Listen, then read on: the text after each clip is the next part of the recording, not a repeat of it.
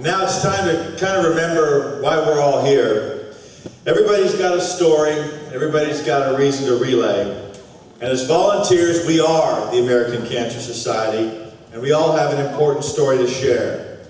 Here to share their story of survivor and caregiver are Gina and Erik Therwanger.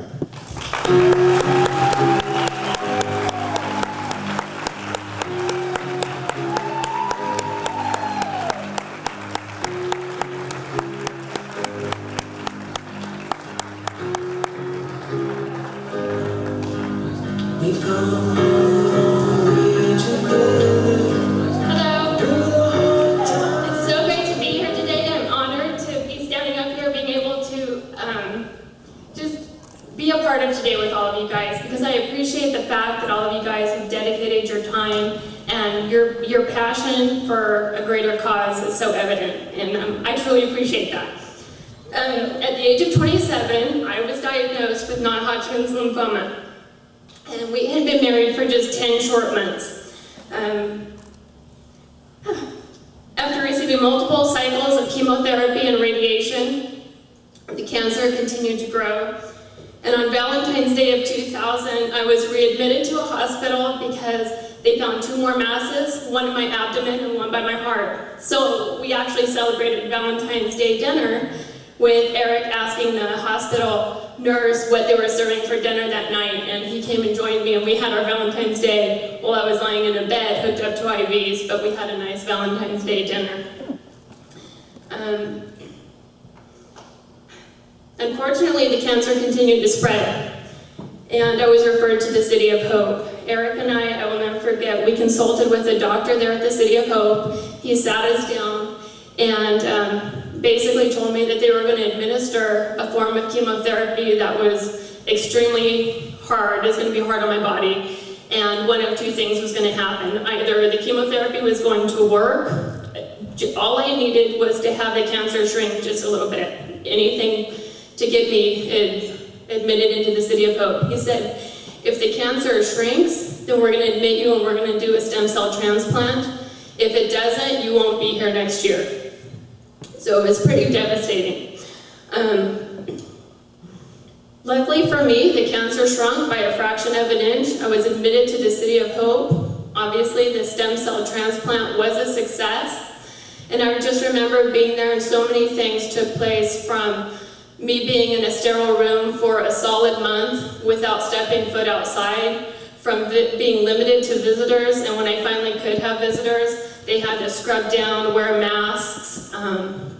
One thing really stuck out though, and that's when they came in with a form and had me sign a form saying that I acknowledge my chances of having kids would be slim to none after this transplant. And although it was devastating to me, at that point I was just fighting to save my own life. 6 years later, I got a call from that same doctor that had diagnosed me, only this time it was to tell me that I was pregnant.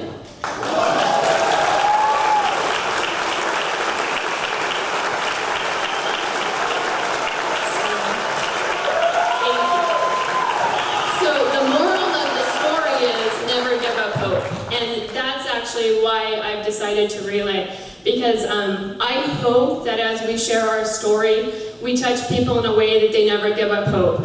And I know that when we were going through this, Erik and I were not familiar with Relay for Life, and we weren't all that familiar with American Cancer Society. And had we known that we had organizations like American Cancer Society, Relay for Life, and people like you guys in our corner, it would have made a tremendous difference for both me as the patient and him as the caregiver. And we just talked about that, and if we had known then what we know now, it definitely would have helped. And so I hope to be able to share this story and also the knowledge that I'm gaining through Relay and share it with other people so that it helps their journey when they get diagnosed or they have to go through something like this a little bit easier.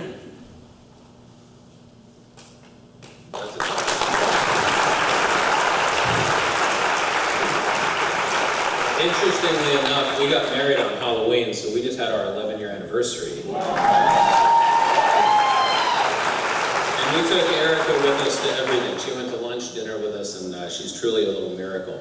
And, you know, being Gina's caregiver was the most rewarding experience of my life. It happened to be during the most challenging time of her life, but it really changes your perspective on life. I had just turned 30, and the next day, that's when we got the call. And I relay because we always knew that she was going to survive for a reason. We knew that we had a greater purpose, and that was to reach out, that was to give back. But there's a lot of organizations out there, and we didn't know where to start. We didn't know where we wanted to dedicate our time to. And the first thing we did is decide to write a book and get the message of her story out there and how to think differently during tough times. So that was what we did. And part of that book was talking about extending greatness beyond yourself and helping others. And so I was sharing our story with a friend, and she introduced me to a lady who happened to be in Relay, who introduced me to another lady who happened to be involved with Relay, who introduced me to another lady in Relay that was a team captain in Irvine. And that was just at the beginning of 2009, and that was our first experience with Relay for Life, and it really changed the rest of our direction and what we want to do with our life. Gina's oncologist told me, under no uncertain terms, keep her positive, her life will depend on it.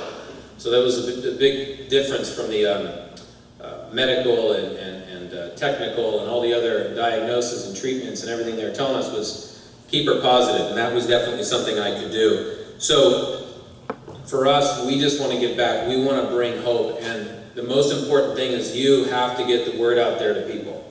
You have to share your stories with people. The most important thing that ever happened to us when she had cancer was some guy came into the room one night and just stuck his head in and said, I was in this room a year ago, I had what you have, I lived, and so can you.